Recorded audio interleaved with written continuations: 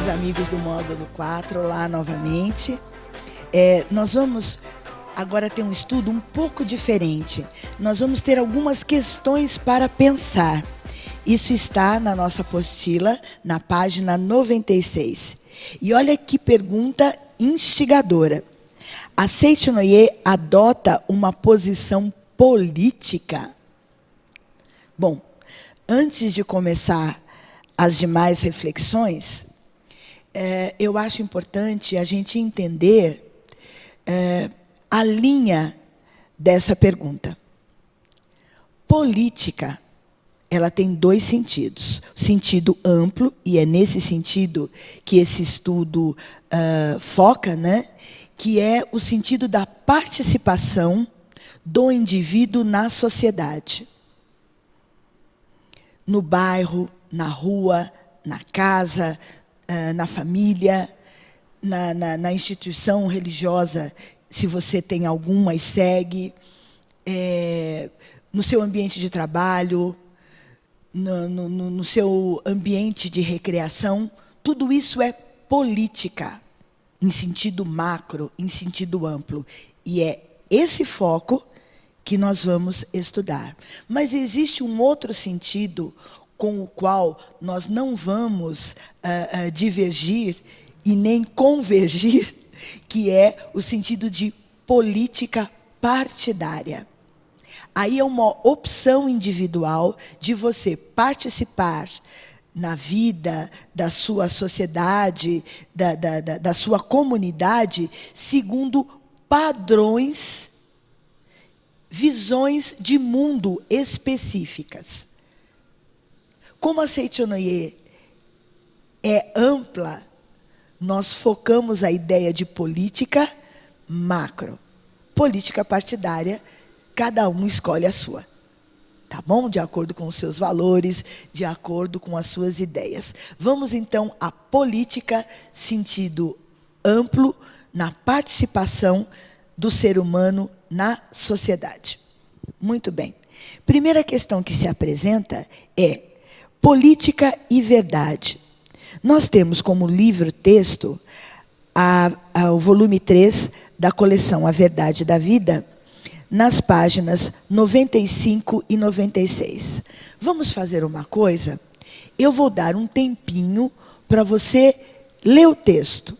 E nós voltamos daqui a pouquinho para conversar sobre isso. Tá bem? Então, vai lá ler o texto. Verdade da Vida, volume 3, páginas 95 e 96.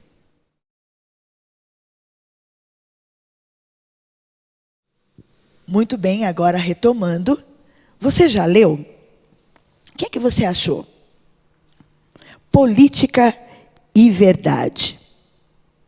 Né? Nesse caso, qual a visão da Seicho-no-ie sobre isso? A Seicho-no-ie deve ser aquilo que acende por dentro a luz dos movimentos de reforma do mundo. Se os reformistas do mundo amam realmente a humanidade e desejam realmente concretizar o paraíso na Terra, devem primeiramente conhecer a Seicho-no-ie e descobrir a imagem verdadeira da sua própria vida. Compreender a imagem verdadeira do mundo criado por Deus, que é modelo para o paraíso terreno, e concretizá-lo. Somente assim, este mundo se tornará o paraíso terreno. Então, a participação do ser humano na vida da sua comunidade, na vida na sua sociedade, deve compreender quem esse ser humano verdadeiramente é. Se você tiver a visão materialista, que o homem vale pelo que produz, e nós vamos conversar um pouquinho mais adiante sobre isso, esse sentido do homem ser filho de Deus perde totalmente o significado. Mas se você entende que o homem é um espírito imortal manifestado nesse mundo fenomênico de tempo, espaço, largura, profundidade, e é uma existência transitória, porém é o finito, existência fenomênica que contém o infinito, nós somos espírito imortal, aí você vai ter uma outra visão de como participar na vida de família, na vida da sociedade, na vida da sua comunidade, na vida do seu país. Segundo questionamento, segundo foco para a gente refletir. Capitalismo versus socialismo. No debate atual sobre os possíveis sistemas econômicos, é possível eleger duas principais vertentes, o capitalismo e o socialismo. Como se sabe, em cada uma dessas vertentes existem inúmeros modelos, que inclusive mesclam características de ambas, mas os trechos encontrados na literatura da Seichonoye sobre o assunto, em sua maioria, não se propõem a elaborar um sistema ideal, mas sim a levantar reflexões sobre os pensamentos que embasam as duas linhas gerais de pensamento. Então, sobre o capitalismo, vou pedir para você ler, estudar o livro Primeiro Passo para a Paz, de autoria do professor Masanobu Taniguchi, na página 33. O que é que ele fala sobre o capitalismo? Vai lá dar uma olhadinha que eu espero.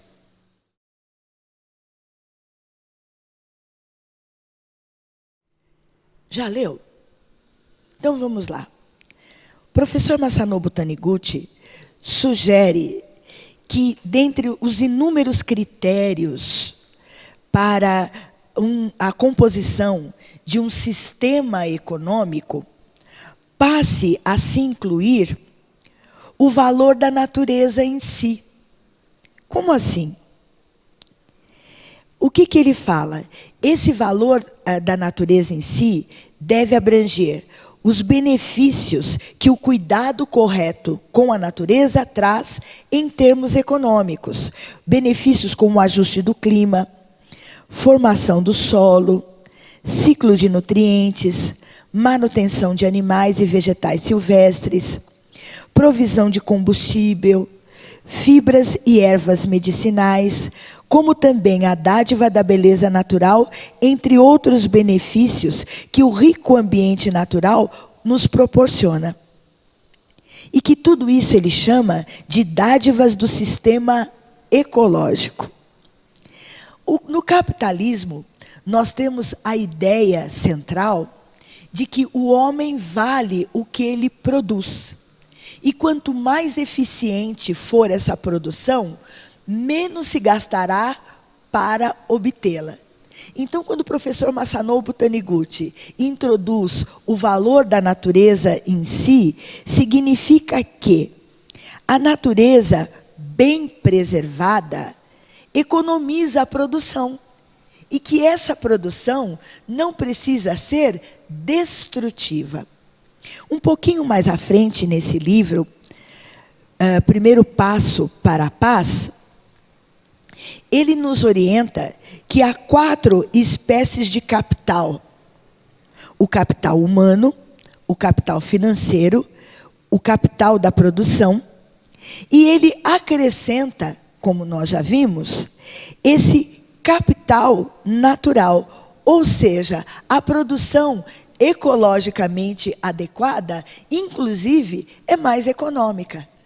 Olha que interessante. Acrescente esse 4º valor na sua ideia econômica, no seu orçamento doméstico, no seu planejamento financeiro. Como eu vou adequar o meu padrão de vida ao valor da natureza? E você verá e vai se surpreender o quanto nós podemos economizar agindo de forma adequada e não predatória. O próximo item é sobre o socialismo. E aí nós vamos ter como livro-texto o volume 25 da coleção A Verdade da Vida, que é Educação na Prática 2. Peço para vocês lerem a página 159, que contém um conceito sobre essa ideia de socialismo. Não é um conceito político-partidário. Mas veja o que o professor Masaharu Taniguchi nos fala sobre isso. Estou esperando. Vai lá.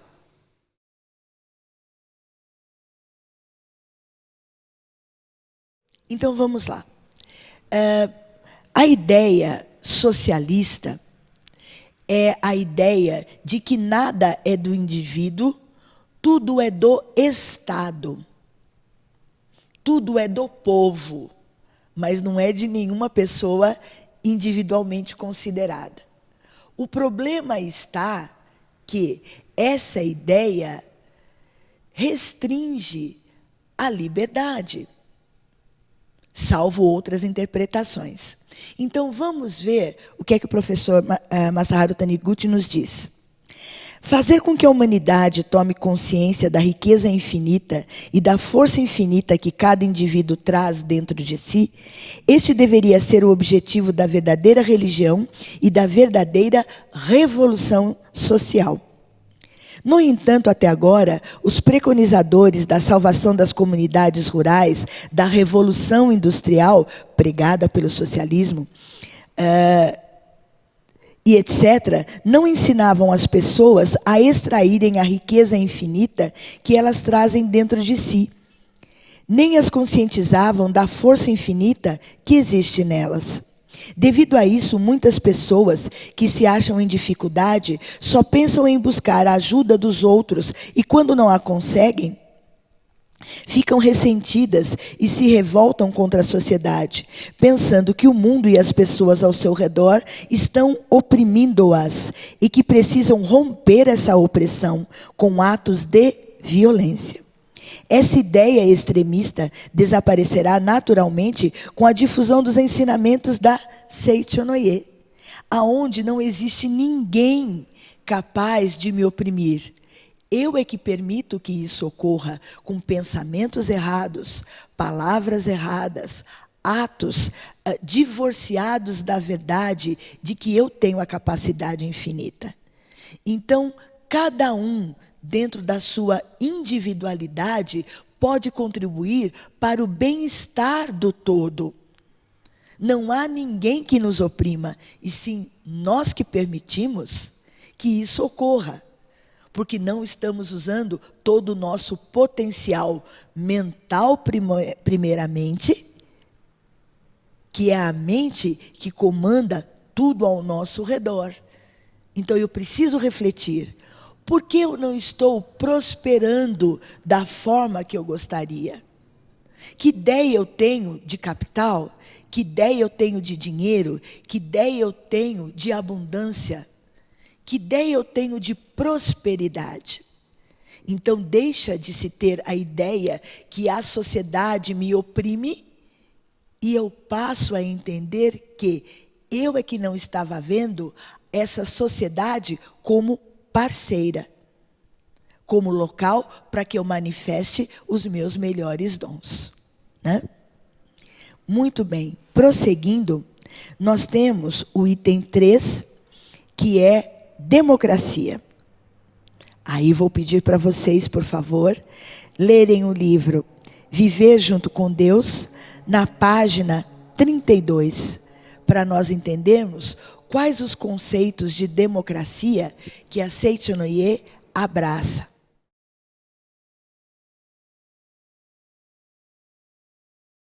Vamos lá. Do livro Viver Junto com Deus, página 32. A democracia, em que todos os cidadãos agem de acordo com a orientação de Buda, que se aloja na alma de cada um, certamente está em conformidade com o projeto do grande universo e, por conseguinte, resulta no benefício de todos.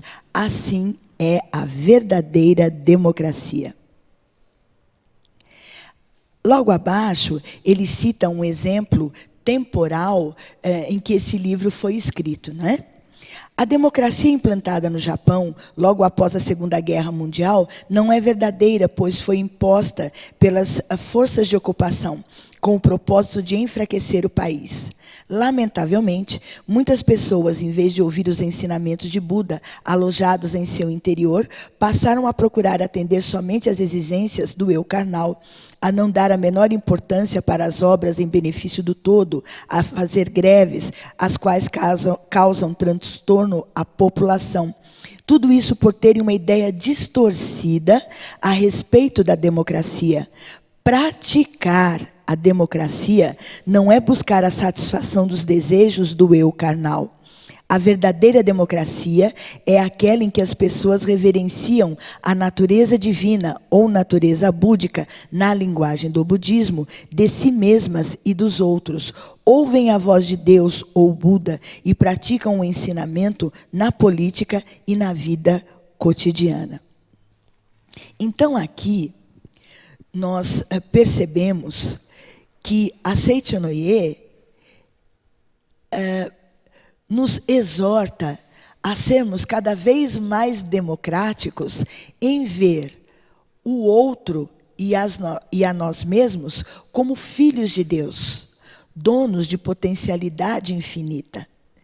E que toda a nossa história, toda a nossa participação nos ambientes aonde nós estamos devem ter essa ideia e fazer com que essa ideia prospere, que o outro tem capacidade infinita, que o outro é um ser humano de natureza divina e que as políticas, as ideias, as formas pelas quais as pessoas participam na sociedade têm que levar em conta essa ideia, desenvolver essa ideia, ampliar a consciência das pessoas, inclusive com um meio ambiente cada vez mais saudável, fenomenicamente falando, com mais respeito, com mais dignidade, né? Não é não ajudar as pessoas que necessitam, mas fazê-las acreditar que aquela ajuda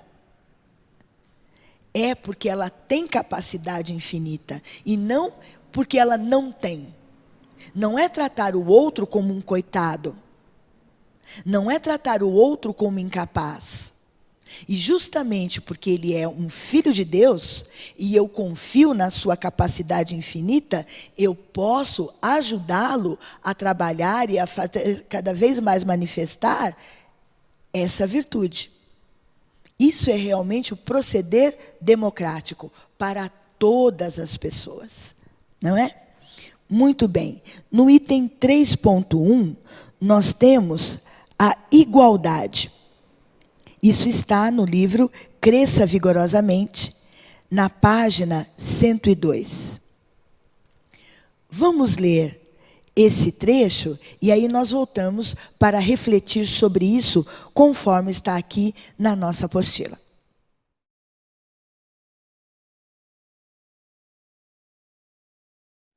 Já leram? Então vamos lá.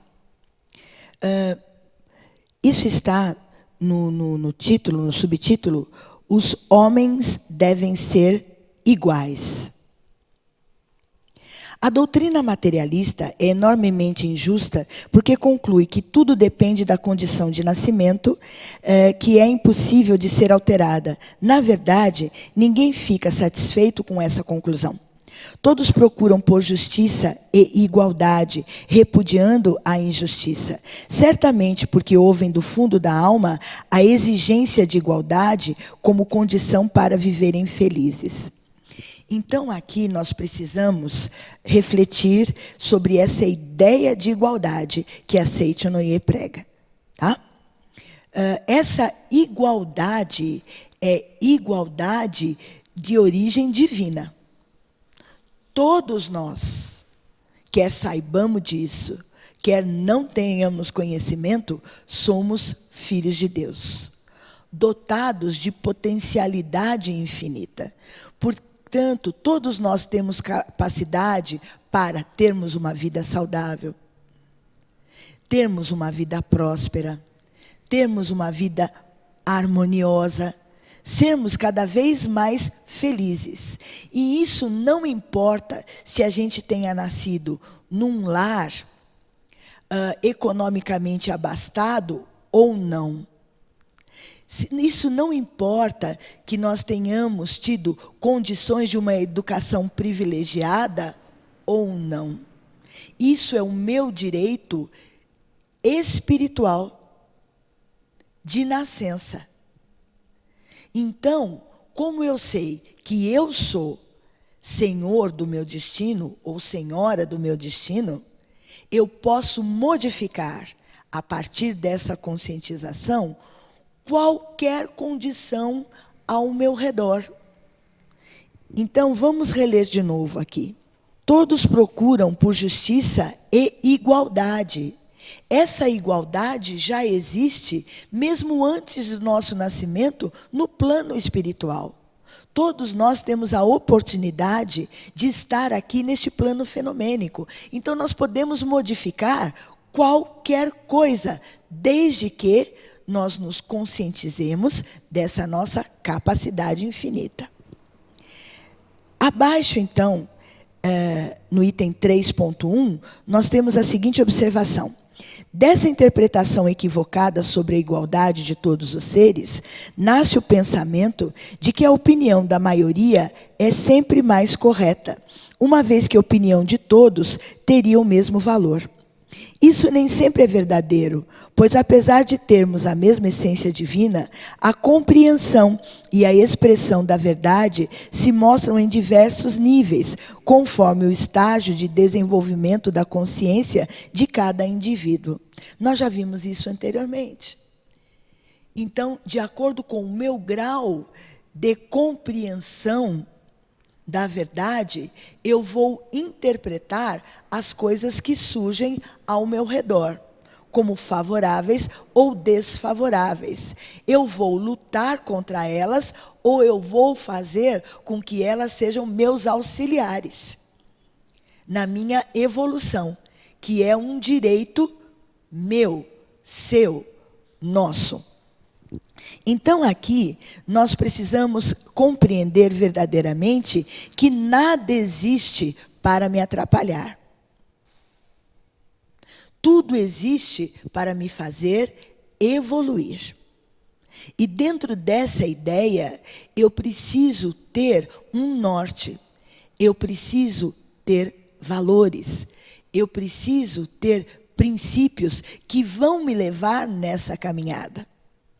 Não é porque a maioria diz que é certo que eu tenho que concordar.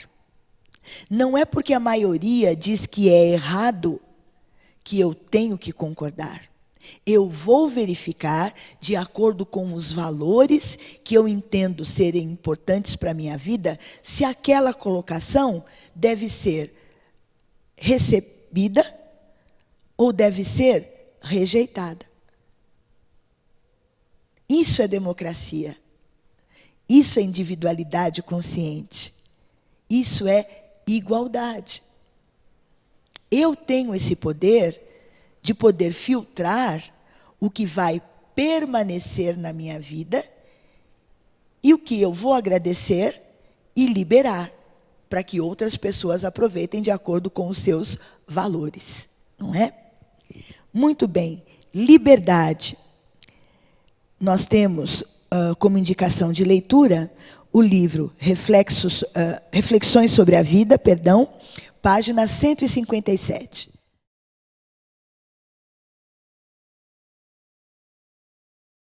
Você leu?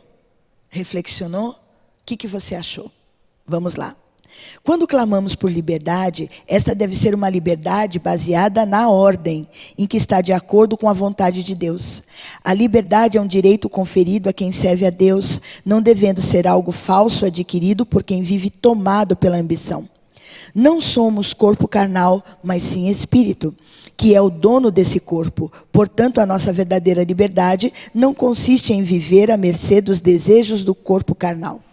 A verdadeira liberdade consiste em dominarmos livremente esses desejos e nos dedicarmos em prol de um objetivo divino. não consiste em nos sujeitarmos aos desejos do cavalo, denominado corpo carnal, mas sim em fazer com que o cavalo sirva-se ao livre-arbítrio do seu cavaleiro. Nessa hora, abre-se o caminho que nos conduz à verdadeira liberdade. O cavaleiro domando o cavalo e fazendo com que ele corra a toda velocidade em prol do movimento sagrado que realiza a vontade de Deus. Olha que imagem linda, gente! A nossa liberdade é usar de tudo ao nosso redor, de maneira consciente, a fazer manifestar cada vez mais o movimento de iluminação da humanidade perante todas as pessoas, aonde quer que eu esteja, né? E, finalmente, nós temos os direitos humanos fundamentais, indicando como leitura o livro Cresça Vigorosamente, nas páginas 159 e 160.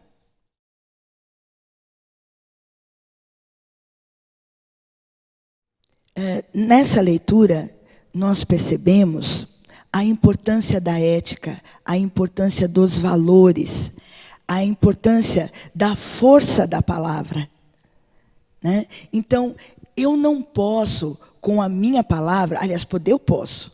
Você tem inteira liberdade de fazer o que você desejar. Mas, dentro do ensinamento, a gente pede para você refletir sobre a importância da sua palavra. A sua palavra pode tirar a esperança de alguém, como pode devolver a esperança para alguém. A sua palavra pode elevar, como a sua palavra pode ferir, destruir até. E isso sempre gera uma responsabilidade. Então, o ser humano tem como direito fundamental manifestar toda a sua potencialidade, né? Um trecho aqui que é tão oportuno para o nosso dia a dia, diz o seguinte: não alardeie o desaparecimento dos recursos energéticos da superfície da Terra. Não é não tomar conhecimento desse aspecto fenomênico, é não se focar exclusivamente na falta.